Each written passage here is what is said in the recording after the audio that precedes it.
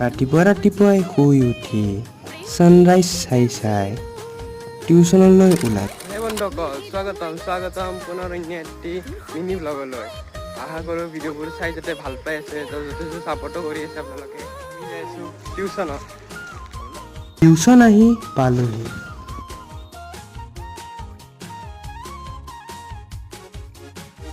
টিউচনৰ পৰা ওলালোঁ, জ্ঞান যাইছোঁ ঘৰ।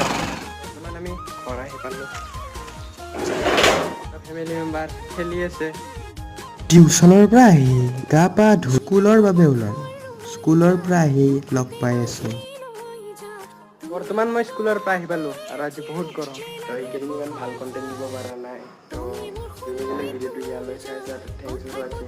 কালি আশা কৰোঁ কালিৰ পৰা ভাল কণ্টেণ্ট দিব পাৰোঁ। কাৰণ কালি বেছি ভিডিঅ'ত কাৰেকশ্যন লাইক আছে আৰু বিলকুল আহিছে।